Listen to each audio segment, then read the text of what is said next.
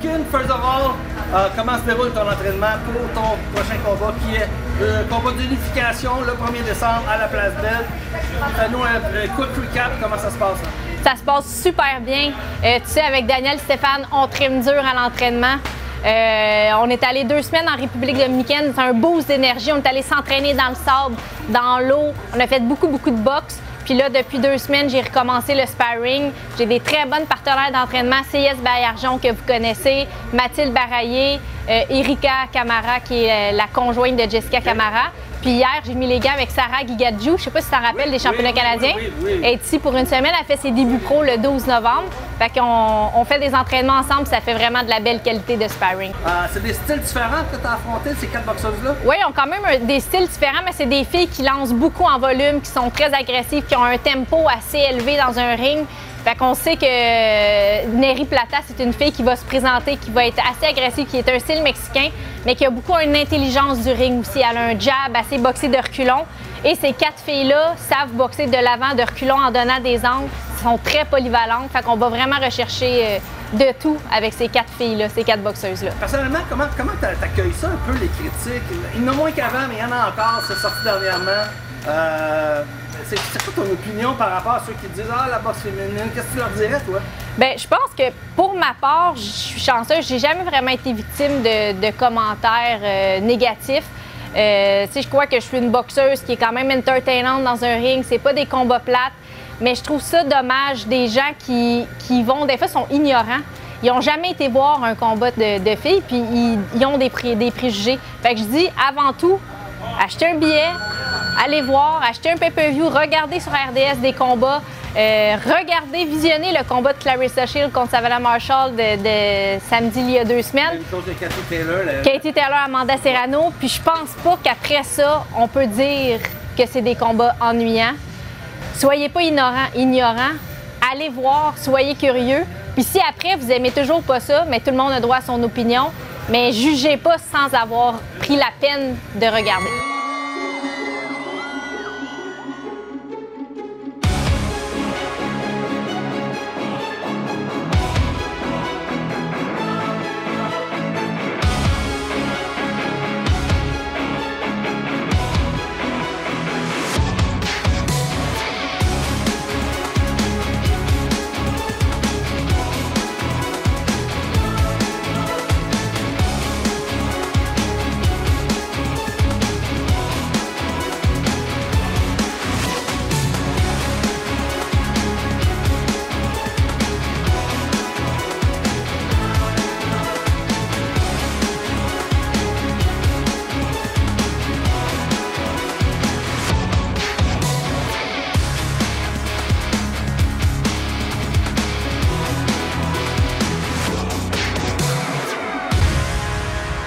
Bon, Kim, tu as atteint des sommets dans ta préparation physique lors de ton dernier combat. Tu nous en as parlé dans les conférences de presse avant justement le combat de championnat. Pourtant, tu partais de loin, OK? Les conséquences de la COVID, on sait tous qu'est-ce que ça peut faire sur l'endurance et la force physique. Par contre, cette fois-ci, tu commençais ton camp dans une forme spectaculaire. La question qui tue, as-tu battu tes records au gym? Encore, on bat encore nos records au gym. On dirait que j'ai comme pas une maladie, là, mais une obsession. Je suis obsédée par me surpasser. Je suis obsédée d'aller battre mes records, puis c'est déchirant. Des fois, là, j'ai plus de jambes, j'ai les bras morts, je suis essoufflée. Puis je sais pas où je trouve ça, c'est même plus le corps, c'est juste du courage puis du cœur. Puis je réussis toujours à me surpasser. C'est sûr, on bat pas nos records par 10 secondes, mais des fois, c'est des petites fractions de secondes qu'on va chercher.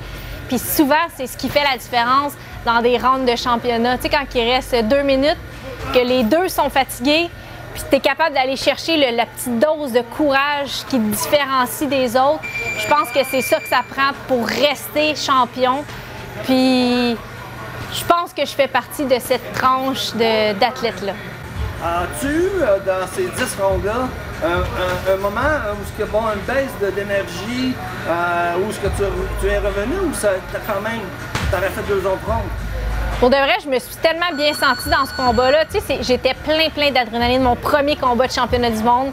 Puis Daniel puis Stéphane dans le vestiaire m'avaient dit, Kim, peu importe ce qui arrive dans ta tête, tu restes toujours positive. Positive, positive. Puis Daniel, elle a une façon de me parler dans le coin, c'est rassurant. Tu sais, vous l'entendez quand c'est à la télévision. Elle est rassurante, elle a des bons outils, elle est sûre d'elle. Stéphane, il a toute son expérience, son background. Pierre Bouchard qui est là, Sarah Cali, qui est 9-10 fois championne canadienne. J'ai une bonne équipe soudée. Puis à chaque round, je m'assoyais, je respirais, je me relevais, puis j'avais hâte d'aller boxer. Je boxais avec plaisir. Vraiment, j'avais du plaisir dans le ring. Puis j'entendais les fans, c'était tellement d'énergie. C'était vraiment un bon combat. Puis qu'est-ce qui était le fun, c'est que j'avais de l'adversité aussi. Gomez, elle s'est présentée, elle était là, elle lançait énormément de coups de poing, elle était hargneuse, elle me poussait, elle était très intense. Fait que ça a fait un combat super plaisant. Puis pour les fans aussi, le fun à regarder, là, tu sais.